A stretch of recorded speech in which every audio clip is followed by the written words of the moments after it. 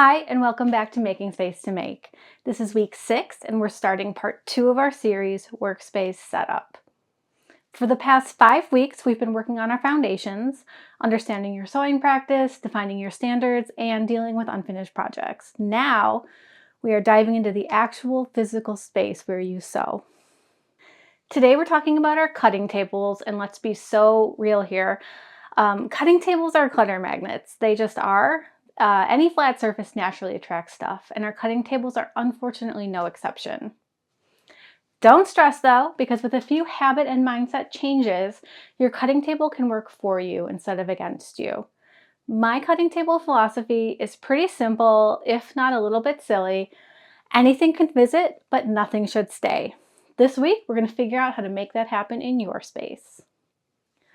First, let's be honest about what's currently happening on your cutting table right now. I seem to accumulate everything on my cutting table. If anything needs to be brought upstairs and put away in my sewing room, it goes on the cutting table first.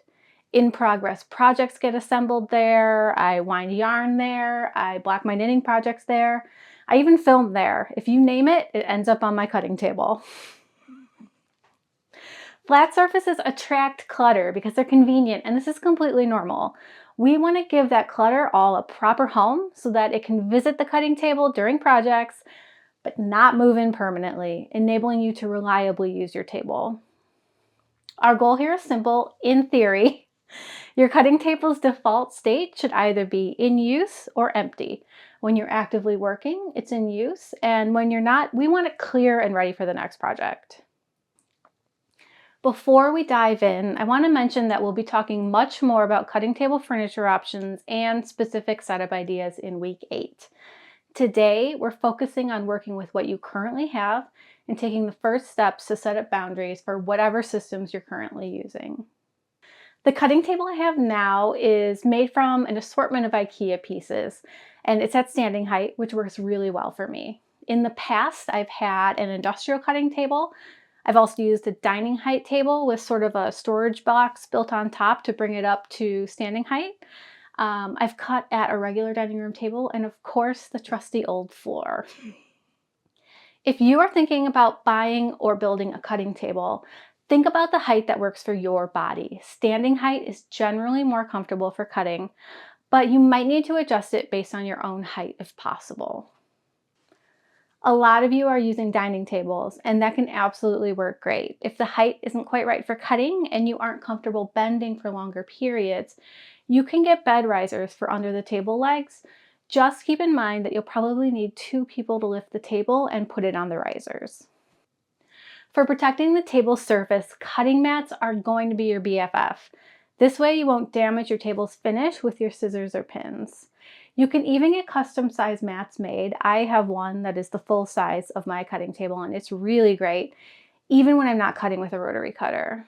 Over the years, I've found that screen printing supply shops are a really great resource for these.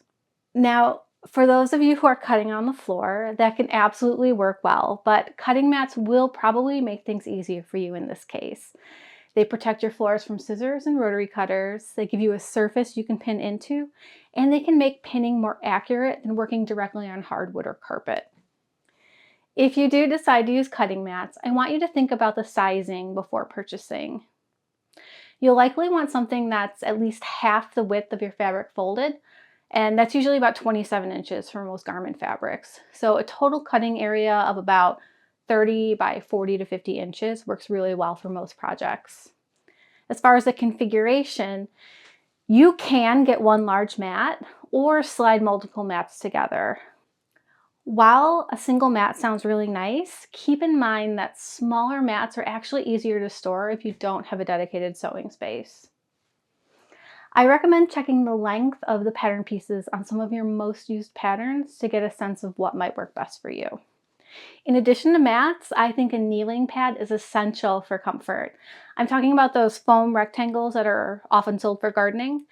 Kneeling on the floor is so hard on the knees, and you've got to protect them. Also, you're going to want to take plenty of breaks and stretch while you work. Your body will definitely thank you later.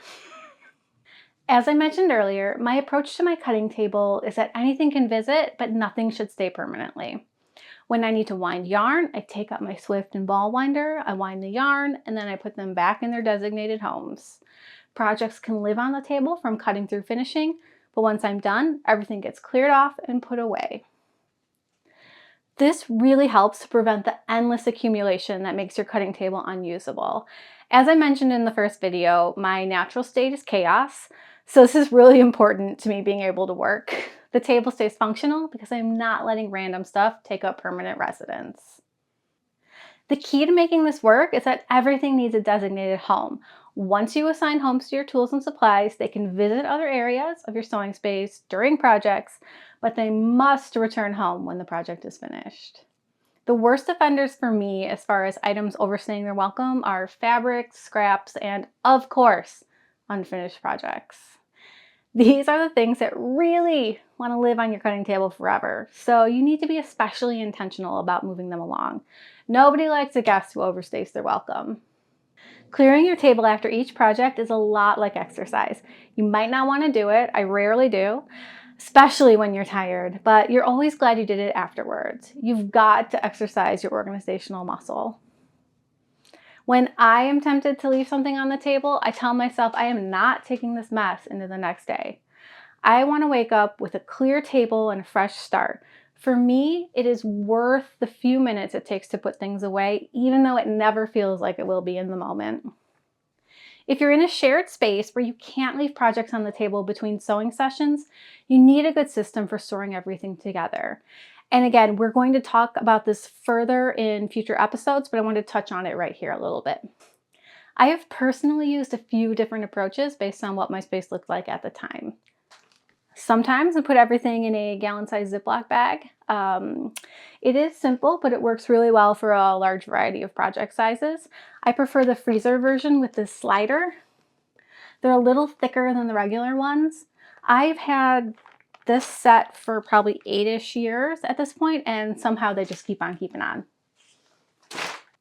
I've used wire mesh drawer units, which I liked because you can see what's in there, but be careful because these can easily become dumping grounds if you're not disciplined about organization. Ask me how I know.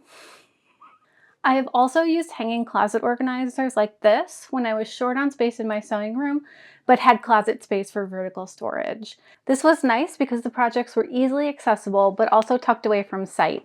I would guess that most people probably don't have that much free closet space available, but if you do, this is a great solution.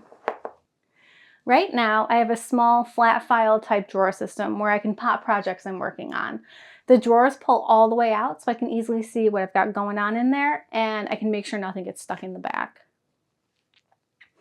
For me, it is really, really important to avoid bins for in-progress projects.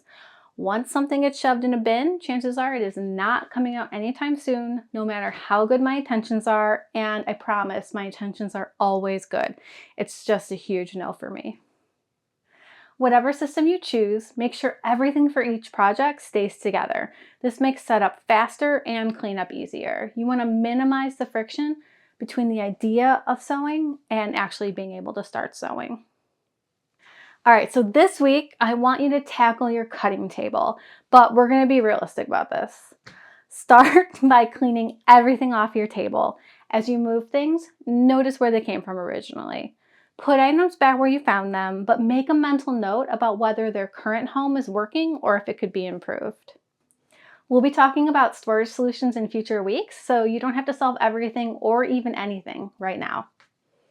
Once your table is clear, practice the anything can visit but nothing should stay rule.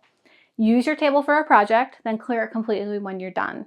Pay attention to what tends to accumulate there again. This will give you good information about what needs better storage as we work through the next few weeks.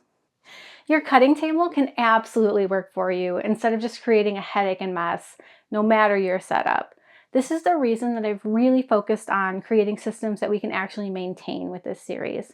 If it's too elaborate, it's probably not going to last. Remember, we are not trying to create magazine perfect spaces here. We are trying to create functional spaces that let us actually sew. Next week, we're talking about multi-purpose space management and how to make shared spaces work for sewing. So let's all go reclaim our cutting tables, and I'll see you next Friday. Bye-bye.